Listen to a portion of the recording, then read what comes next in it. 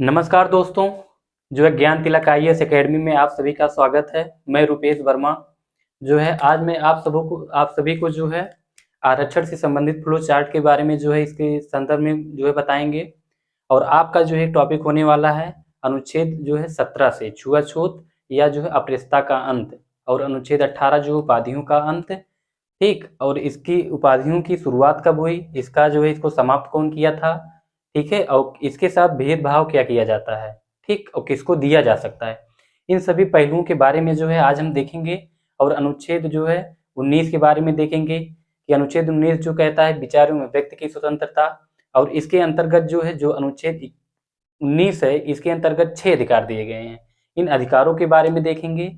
और अनुच्छेद 20 के बारे में देखेंगे कि दोष सिद्ध के विरुद्ध संरक्षण, इसमें कौन सा अधिनियम बनाया गया, इसका नाम बदल के क्या किया गया। ठीक भैया, तो इन सभी चीजों के बारे में जो है आज हम देखते हैं। तो आपका जो है कल हो गया था आरक्षण, ठीक है। तो आरक्षण से संबंधित जो इनके महत्वपूर्ण जो बिंदु हैं इसके बारे में जो है हम बता देते हैं। ठीक, आरक्षण से संबंधित जो महत्वपूर्ण बिंदु हैं, तो इसमें जो है आपका जैसे बता दिए थे कल हम 1952-53 में काका कालेकर आयोग का गठन किया गया।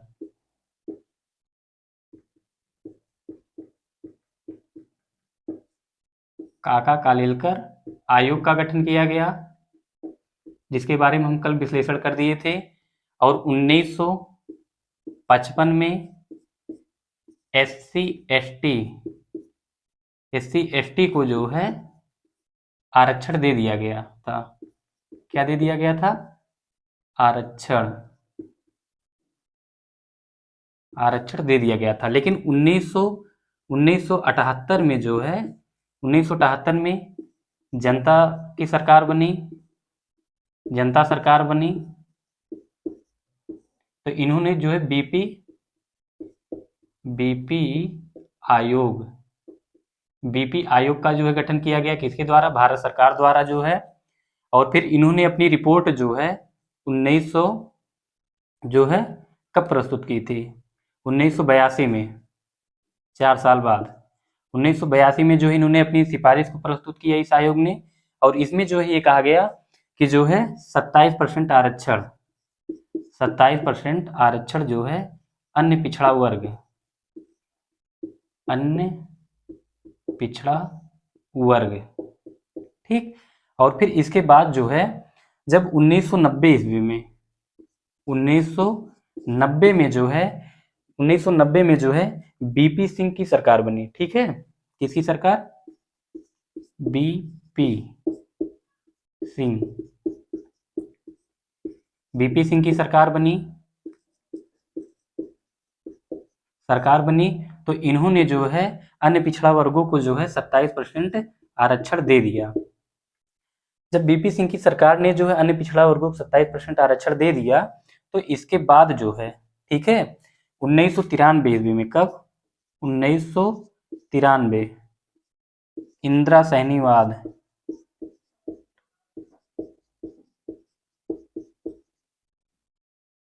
इंदिरा सहनीवाद में जो है वाद में इसे जो है न्यायालय में चुनौती दी गई। कहां पर? न्यायालय में। ठीक है, जब न्यायालय में चुनौती दी गई तो इसमें जो है न्यायालय द्वारा ये कहा गया कि जो आरक्षण दिया जाएगा वो सामाजिक और शैक्षिक पिछड़ेपन के आधार पर दिया जाएगा। किसके? सामाजिक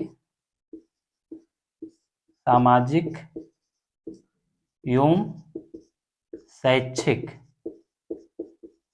शैक्षिक पिछड़ेपन के आधार पर, पिछड़ेपन के आधार पर दिया जाएगा। ठीक है, ना कि जो है आर्थिकी के आधार पर।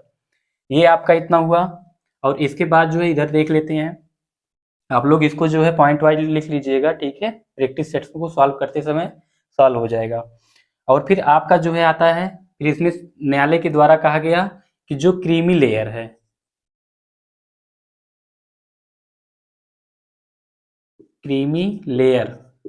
जो क्रीमी लेयर है उसे जो है आरक्षण की सुविधा नहीं मिलेगी। और आरक्षण जो है न्यायालय द्वारा कहा गया कि 50% से अधिक जो है नहीं दिया जा सकता। ठीक, नहीं दिया जा सकता। और ये कहा गया कि जो है अनुच्छेद अनुच्छेद 16(4) को जो है अनुच्छेद 35(a) के साथ पढ़ा जाएगा। 16(4) को अनुच्छेद 335 के तहत जो है पढ़ा जाएगा। क्यों पढ़ा जाएगा? इसलिए ताकि योग्यता एवं दक्षता प्रभावित ना हो।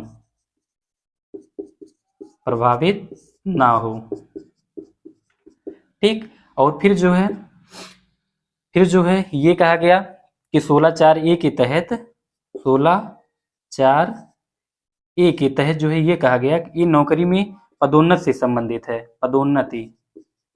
पदोन्नति तो 50वें संविधान संशोधन के द्वारा जो है, ठीक है, 50वें संविधान संशोधन के द्वारा जो है SC ST को नौकरियों में जो है पदोन्नति दे दिया गया। फिर इसे जो है 2006 में नागराज केस में जो है चुनौती दी गई। किसके? नागराज केस में जो है वाद में चुनौती दिया गया। फिर न्यायालय ने कहा कि जो है पदोन्नति में आरक्षण तभी दिया जा सकता है जब लगता है कि जो है SC और ST का जो है पर्याप्त प्रतिनिधित्व नहीं है। कहां पर नहीं है? स्थानों पर नहीं है। ठीक। तो ये आपका जो है आरक्षण से संबंधित था। आरक्षण कल हम इसका विश्लेषण सारा कर दिए थे। ठीक भैया। और जो है ये आपका जो है आरक्षण से संबंधित सारा कंटेंट जो महत्वपूर्ण बिंदु थे हमने आपको जो है बता दिया। और आरक्षण का प्रावधान भारत सरकार के द्वारा या संविधान निर्माताओं के द्वारा जो है क्यों किया गया संविधान में? प्रश्न ये उठता है कि जो है संविधान निर्माताओं के द्वारा संविधान में जो है आरक्षण का प्रावधान इसलिए किया गया कि सामाजिक जो भेदभाव है, जो सामाजिक आर्थिक दशा के आधार पर या उसकी सामाजिक और शैक्षिक पिछड़ेपन के आधार पर जो भिन्नता दिखाई पड़ रहा है, उसको दूर करने के लिए जो है यह प्रावधान किया गया। इसमें एक जैसे एग्जाम्पल के तौर पर देख लेते हैं कि ये व्यक्ति क्या है। आप लोग इसको लिख लिए हैं, अगर लिख लिए हो तो इसको मिटा देते हैं। ठीक। जैसे मान लीजिए ए व्यक्ति है और एक बी व्यक्ति है। ए व्यक्ति गरीब है और बी व्यक्ति जो है अमीर है। उदाहरण के तौर पे हम देख लेते हैं इसको, आरक्षण को। उदाहरण, ठीक, मान लेते हैं ए व्यक्ति है और बी व्यक्ति है। ठीक। ए व्यक्ति क्या है? गरीब है और बी व्यक्ति क्या है? अमीर है। ठीक। तो इसमें जो है गरीबी और अमीरी के मध्य में जो क्या है? मतभेद है। मतलब क्या है? भेद है। तो इसको कैसे दूर किया जाएगा? गरीबी को मतलब ए को बी के जो है बराबर लाने के लिए हमको जो है ए के साथ जो है या भारत सरकार द्वारा क्या किया जाना चाहिए ताकि ए व्यक्ति भी जो है बी की श्रेणी में आ जाए। तो इसी को दूर करने के लिए, इसकी गरीबी को दूर करने के लिए जो है संविधान निर्माताओं के द्वारा संविधान में जो है आरक्षण का प्रावधान किया गया। चाहे नौकरी हो चाहे जो हो, अपना उसमें जो है आरक्षण दिया गया। और यह आरक्षण जो दिया गया, शिक्षा में दिया गया, नौकरी में दिया गया, ताकि जो है ये जो है इनका भी अपना एक जो है अन्य समाज के हिसाब से जो है इनका भी अपना एक प्रतिनिधित्व हो सके। ठीक। तो ये चीज जो है एक तरीके से समाज में समानता को स्थापित करने का प्रयास किया जाता है इसमें। ठीक है। और फिर आपका इंटरेस्टिंग टॉपिक होने वाला है जो है अनुच्छेद 17।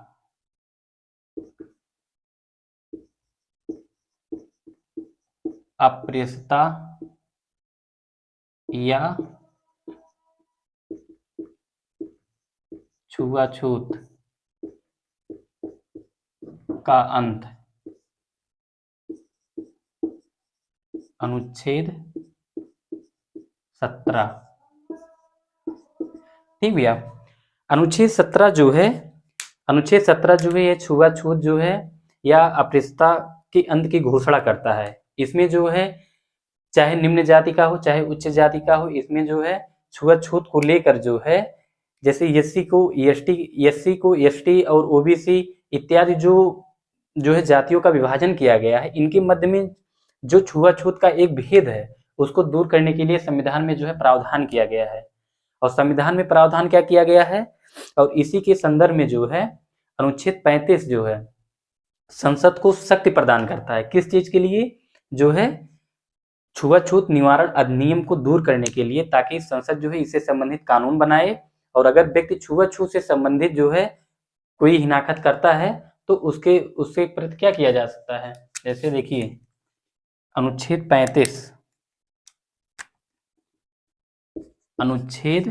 35 ये क्या है, ये संसद को शक्ति प्रदान करता है, शक्ति प्रदान करता है किसको, संसद को। ठीक, अब जब संसद को शक्ति प्रदान करता है तो संसद ने इसी शक्ति का प्रयोग करते हुए 1955 में छुआछूत निवारण अधिनियम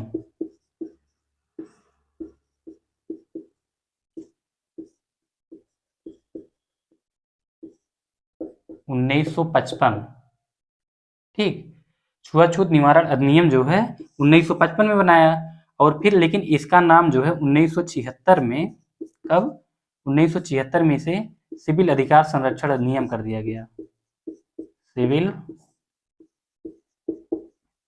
अधिकार संरक्षण अधिनियम। ठीक, तो ये चीज जो है इससे संबंधित कौन सा जो है कानून बनाया गया है। ठीक, तो ये आपका जो है क्या हुआ, अप्रस्तुता या छुआछूत का जो है अंत है। और फिर अनुच्छेद 35 जो है शक्ति प्रदान करता है संसद को, अनुच्छेद 55 जो है ये 1955 में छुआछूत संसद के द्वारा जो है छुआछूत निवारण अधिनियम बनाया गया, और इसका नाम 1976 में बदल कर जो है सिविल अधिकार संरक्षण कर दिया गया। ठीक, अब इसके बाद जो है आपका अनुच्छेद 18 आता है, इसको बना लिए आप लोग। इसके बाद आपका आता है अनुच्छेद 18 जो है उपाधियों की अंत की घोषणा की गई है अनुच्छेद 18 में।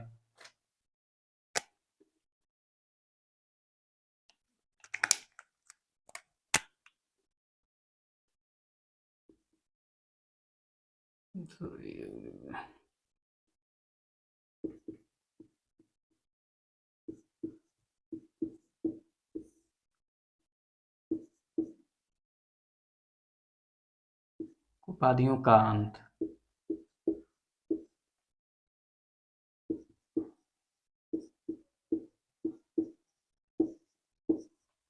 ठीक, तो ये चीज जो है, ठीक, तो इसमें जो हम देखते हैं तो अनुच्छेद 18 जो उपाधियों के अंत की घोषणा करता है, क्यों करता है, क्योंकि इससे जो है पंक्ति भेदभाव होता है। पंक्ति भेदभाव क्यों होता है, क्योंकि इससे सामाजिक जो समानता है उसको चोट पहुंचती है। ठीक, लेकिन अगर चोट पहुंचती है तो भाई ये उपाधि किसको दिया जाएगा, लेकिन ये उपाधि जो है जो शिक्षा के क्षेत्र में बेहतर कार्य कर रहा है, जो मतलब सेना के क्षेत्र में बेहतर कार्य कर रहा है, उसको यह उपाधि देने से जो है अनुच्छेद नहीं रोकेगा। ठीक, जैसे साहित्य हो गया, कला हो गया, विज्ञान हो गया, समाज सेवा हो गया, जो इस क्षेत्र में जो बेहतर कार्य कर रहे हैं, अपना सेवा जो है निरंतर दे रहे हैं, उनको प्रोत्साहित करने के लिए भारत सरकार के द्वारा जो है पद्म श्री हो गया, भारत रत्न हो गया, पद्म भूषण हो गया, पद्म श्री हो गया, इत्यादि पुरस्कारों से जो है व्यक्ति को नवाजा जाता है। लेकिन वह व्यक्ति जो है इस जो ये पुरस्कृत व्यक्ति होता है, इसे अपने नाम के आगे नहीं लगा सकता। क्यों, इसलिए नहीं लगा सकता क्योंकि इससे पंक्ति भेदभाव होगा, व्यक्ति की जो समानता होती है उसको चोट पहुंचती है। लेकिन अगर ये देखा जाए कि जो है उपाधियों की आखिर शुरुआत कब हुई थी, किस सन में हुआ था, इसकी शुरुआत जो है 1954 ईस्वी में भारत सरकार के द्वारा जो है किया गया था। और जो है लेकिन 1978 ईस्वी में जो है जब जनता दल की सरकार बनी तो उन्होंने जो है इस उपाधियों को जो है देना बंद कर दिया। लेकिन जब 1980 ईस्वी में जो है पुनः इंदिरा गांधी की सरकार बनी तो उन्होंने जो है इस उपाधियों को देना पुनः प्रारंभ कर दिया। और जो ये उपाधि होता है, अगर अंतर्राष्ट्रीय स्तर पर देखा जाए, अंतर्राष्ट्रीय स्तर पर अगर किसी भारतीय व्यक्ति के द्वारा उपाधि को ग्रहण किया जा रहा है तो उसे जो है भारत सरकार से अर्थात राष्ट्रपति से जो है अनुमति लेना पड़ेगा। वो अनुमति के बिना जो है किसी अंतर्राष्ट्रीय स्तर की उपाधि को नहीं ग्रहण कर सकता। ठीक, तो इससे संबंधित हम फ्लो चार्ट के बारे में देख लेते हैं। तो जो है ये उपाधियों के अंत की घोषणा करता है। क्यों करता है? पंक्ति भेदभाव। पंक्ति भेदभाव, पंक्ति भेदभाव होता है। सामाजिक समानता, सामाजिक समानता, ठीक। किसको दिया जा सकता है इसमें? शिक्षा क्षेत्र में, और जो है सेना को यहाँ दिया जा सकता है। इसके बाद जो है जैसे इसमें साहित्य हो गया, कला हो गया, विज्ञान हो गया, समाज सेवा हो गया आदि क्षेत्रों में जो कार्य कर रहे हैं उनको जो है यह दिया जाएगा। इसमें क्या दिया जाएगा? भारत रत्न, पद्म भूषण, विभूषण और पद्म श्री, ठीक। ये जैसी विभूतियों से अगर स्थापित किया जाता है, लेकिन इसकी शुरुआत कब हुई थी? शुरुआत 1954 में किसके द्वारा? भारत सरकार द्वारा, भारत सरकार द्वारा। समाप्त कब किया गया था इसे? 1978 में जो है जनता सरकार द्वारा।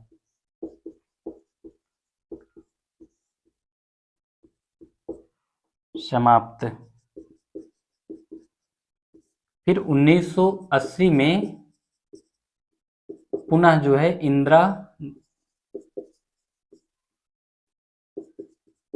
गांधी द्वारा जो है पुनः इसे दिया जाने लगा था, ठीक। और इसके बाद जो है अगर जो है राष्ट्रपति की अनुमति से ही कोई व्यक्ति विदेशी उपाधि को ग्रहण कर सकता है, राष्ट्रपति की अनुमति से।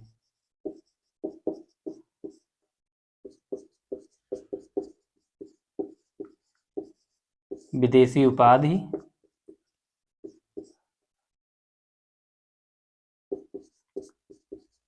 ग्रहण किया जा सकता है, ठीक। तो आपका जो है अनुच्छेद 14 से संबंधित जो भी महत्वपूर्ण बिंदु थे उसको जो है हमने यहाँ पर लिखा दिया, और आप लोग जो है इस फ्लो चार्ट के माध्यम से शॉर्ट में जो है लिख सकते हैं, ठीक है। और अगर इसका विश्लेषण करना हुआ तो आप इसके माध्यम से जो है 200, 300 इत्यादि शब्दों को जो है लिख सकते हैं, ठीक। तो आपका जो है उपाधियों का अंत कंप्लीट हुआ। और अनुच्छेद अब 19 के बारे में देखते हैं। अनुच्छेद 19, अनुच्छेद 19 क्या कहता है? अनुच्छेद 19 में जो है विचार एवं अभिव्यक्ति की स्वतंत्रता का प्रावधान किया गया है। और अनुच्छेद 19 के अंतर्गत जो है 6 और अधिकारों का प्रावधान किया गया है, जिसमें अनुच्छेद 19(1) का हो गया, अनुच्छेद 19(1) खा हो गया, गा हो गया, घा हो गया, अंगा हो गया, चा हो गया, छा हो गया, ठीक। तो इसमें जो है जैसे आपका क्या है, इसमें बोलने की स्वतंत्रता है, सभा करने की स्वतंत्रता है, संगठन बनाने की स्वतंत्रता है, विचरण करने की स्वतंत्रता है, निवास करने की स्वतंत्रता है, कारोबार करने की स्वतंत्रताओं को शामिल किया गया है। लेकिन इसमें जो है क्या है, बोलने की स्वतंत्रता, अनुच्छेद 19(1) का के अगर बारे में देखते हैं तो इसमें जो है इसमें किन परिस्थितियों में इन पर प्रतिबंध लगाया जा सकता है, किन परिस्थितियों में इस पर प्रतिबंध नहीं लगाया जा सकता है। और जैसे बोलने की जो स्वतंत्रता है, इसमें कोई व्यक्ति है अनुच्छेद 19(1) का के अंतर्गत जो है कोई व्यक्ति जो है वो बोल सकता है, भाषण दे सकता है, सूचना के स्रोतों तक वो पहुंच सकता है, ठीक। और इसके अंतर्गत जो है 3 स्वतंत्रताएं शामिल किया गया है। 3 स्वतंत्रताओं में क्या है, इसमें आपके 3 स्वतंत्रताओं में जो है आपका सूचना का अधिकार है, झंडा फहराने का अधिकार है, और प्रेस का अधिकार, मतलब जो मीडिया कर्मी होते हैं, ठीक। इनको संविधान के अनुच्छेद 19(1) का के तहत जो है रखा गया है। लेकिन अगर हम सूचना के अधिकार को देखते हैं, सूचना का अधिकार क्या है? सूचना का अधिकार जो है भारत में जो है 2005 में जम्मू कश्मीर को छोड़कर जो है पूरे देश में लागू किया गया था। लेकिन वर्तमान समय में जब से 377 हट गया जम्मू कश्मीर से, तब से अब क्या हुआ कि अब जो है जम्मू कश्मीर में भी जो है सूचना का अधिकार जो है लागू हुआ, ठीक। तो इसमें सूचना के अधिकार में होता क्या है? अक्टूबर जो है इसमें 2005 में सूचना के अधिकार को शामिल, मतलब इसे लागू किया गया भारत में। इसी दिन भारत का कोई भी नागरिक जो है किसी भी सूचना को मांग सकता है। किससे मांग सकता है? जो आयोग, जो सूचना आयोग होता है उससे, ठीक। वो सूचना मांग सकता है। अगर सूचना जो है समय पर नहीं दिया जाता है तो उस व्यक्ति को जो है क्या है, जो पदाधिकारी होगा, और 1 महीने के अंदर में सूचना देना अनिवार्य है। अगर 1 महीने के अंदर में वो सूचना नहीं प्रेषित करता है व्यक्ति को, तो उसे 250 रुपए के हिसाब से जो है जुर्माना उस पर लगेगा। लेकिन ये जो जुर्माना होता है ये अधिकतम जो है कितना हो सकता है? 25,000 हो सकता है। तो ये तो आपका जो है अनुच्छेद 19(1) का के तहत हुआ। लेकिन अगर 19 जो है 1 को देखेंगे तो इसमें सभा करने का अधिकार है। सभा करने का अधिकार क्या है? सभा करने का अधिकार तो एक मौलिक अधिकार है, इसको आप कह सकते हैं सभा करने का। लेकिन जो सभा होना चाहिए वो निरायुद्ध होना चाहिए, हथियार विहीन होना चाहिए। लेकिन इस पर भी प्रतिबंध लगाया जा सकता है। किन दशाओं में? जो है अभी आप लोग को फ्लो चार्ट के माध्यम से इसको बताते हैं अच्छे से, ठीक है। किस माध्यम से प्रतिबंध लगाया जा सकता है? अगर देश की एकता और अखंडता जो है खतरे में होगी तो सभा करने के अधिकार पर भी प्रतिबंध लगाया जा सकता है, ठीक। अगर उपद्रव की आशंका होती है तब भी जो है इस पर प्रतिबंध लगाया जा सकता है, ठीक। और अगर जो है न्यायालय की अवमानना होता है तब भी इस पर प्रतिबंध लगाया जा सकता है। सामाजिक जो है शिष्टाचार और जो है सामाजिक शांति को स्थापित करने के लिए जो है इस पर जो है प्रतिबंध लगाया जा सकता है। इसलिए ये कहा गया है कि जो है जो जो सभा करने का अधिकार होता है ये हथियार विहीन और जो है होना चाहिए। लेकिन आपका अनुच्छेद 19(1) क्या कहता है? अनुच्छेद 19(1) जो है ये संगठन से संबंधित है। संगठन बनाने का अधिकार है। संगठन बनाने का अधिकार तो मूल अधिकार है, लेकिन जो है हड़ताल करने का अधिकार जो है मूल अधिकार की श्रेणी में नहीं आता। और आपका अनुच्छेद 19(1) क्या कहता है? इसमें विचरण करने का अधिकार है। और विचरण करने का अधिकार जो है भारत का कोई भी नागरिक भारत के किसी भी भाग में जो है घूम सकता है, टहल सकता है, लेकिन वह जनजातीय हितों को ध्यान में रखते हुए जो है यह भ्रमण कर सकता है। अर्थात सरकार जो है जनजातीय हितों को ध्यान में रखते हुए इस पर भी प्रतिबंध लगा सकती है, ठीक। और आपका आ जाता है एक जो है चा तो निश्चित है, और उसके बाद जो है इसमें घा आपका लास्ट में चा आ जाता है। वो जो है इसमें कारोबार करने का, निवास करने का अधिकार है। चा के बाद फिर जो है आपका कारोबार आ जाएगा। आप भी कहीं पर भी निवास कर सकते हैं जनजातीय हितों को ध्यान में देखते हुए, ठीक है। और फिर आपका एक आ जाता है जो निवास करने का अधिकार अनुच्छेद 19(1) छा के अंतर्गत। उसमें आप भारत के किसी भी भूभाग में जो है रह सकते हैं, मकान बना सकते हैं, खरीद सकते हैं, कुछ भी कर सकते हैं। पहले क्या था, जम्मू कश्मीर में आप ऐसा नहीं कर सकते थे, लेकिन अब वहां पर भी जो है लोग बसने लगे, सब कुछ मकान खरीदने लगे। तो ये तो आपका था संविधान के अनुच्छेद 19 के अंतर्गत, विचार एवं अभिव्यक्ति की स्वतंत्रता के अंतर्गत, ठीक। अब इसको हम जो है फ्लो चार्ट के माध्यम से देख लेते हैं। अनुच्छेद 19,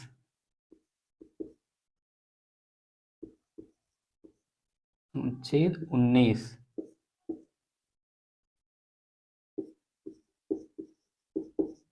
विचार एवं अभिव्यक्ति।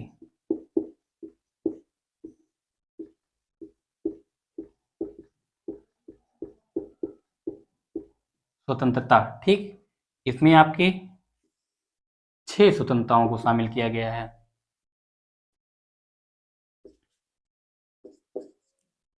19(1) का, जिसमें बोलने का अधिकार,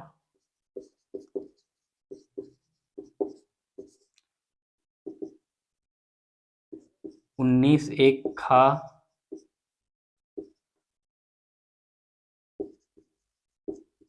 सभा करने का अधिकार,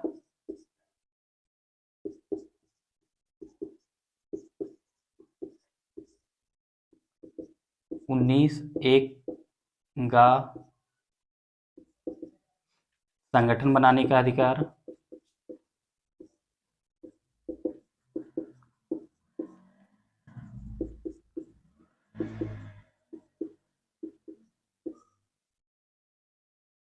और 19 एक घा, ठीक, इसमें जो है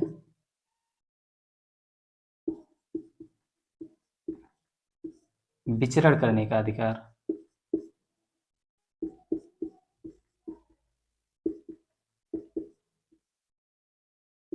चा तो जो है आपका निरसित है, और जो है ये तो निरसित है एक।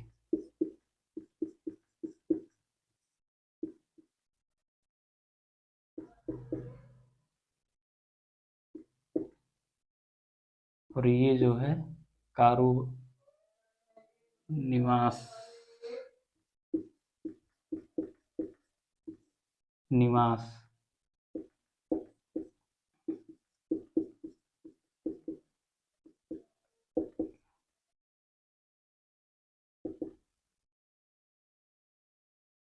चा है, ये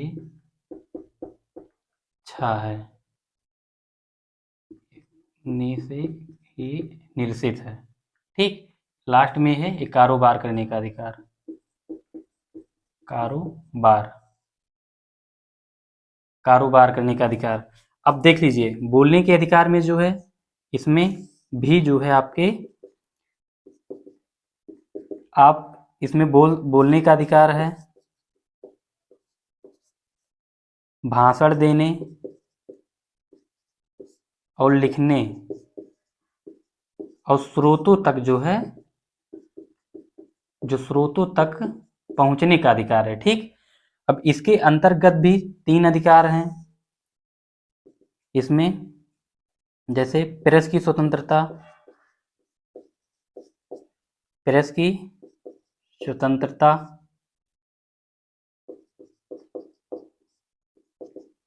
सूचना का अधिकार, और ये जो है आपका है झंडा फहराने का अधिकार, ठीक, झंडा फहराने का अधिकार।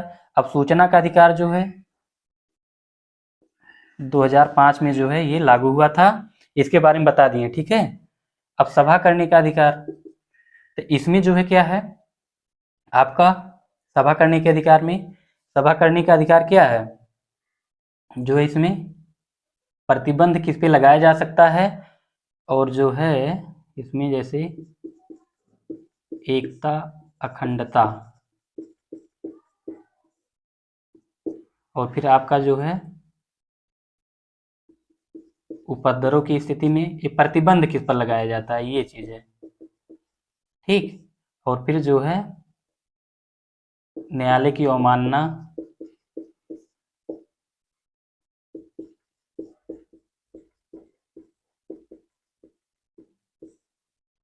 ठीक, ये चीज जो है।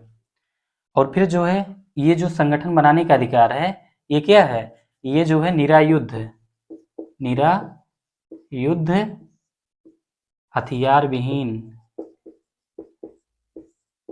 हथियार विहीन, ठीक।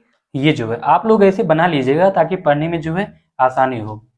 घ में क्या है, जनजातीय क्षेत्रों को एसटी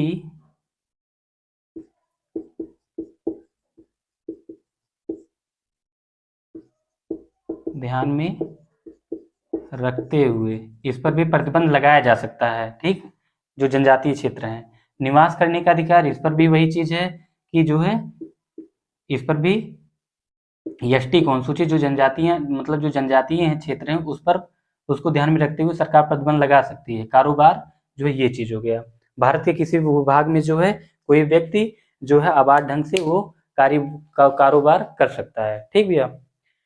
और फिर आपका जो है नेक्स्ट है विचार एवं अभिव्यक्ति की स्वतंत्रता।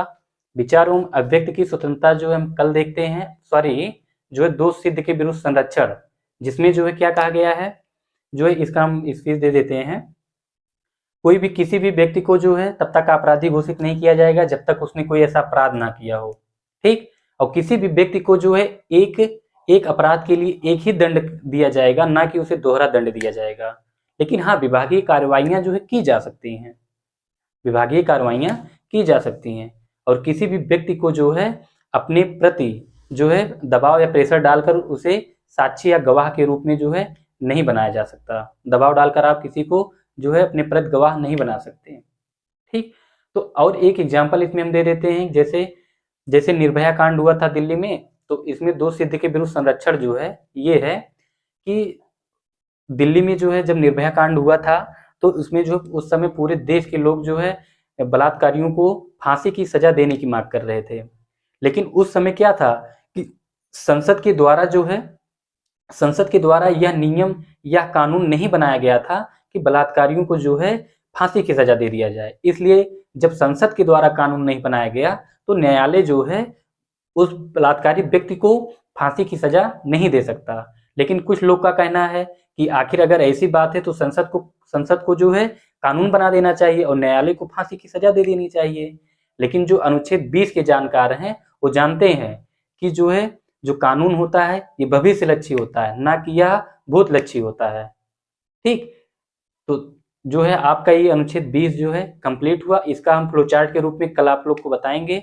अगर वीडियो अच्छी लगे हो तो प्लीज जो है वीडियो को लाइक करिए, सब्सक्राइब करिए, शेयर करिए, जिससे अधिक से अधिक लोगों को इसकी जानकारी और लाभ मिल सके। धन्यवाद।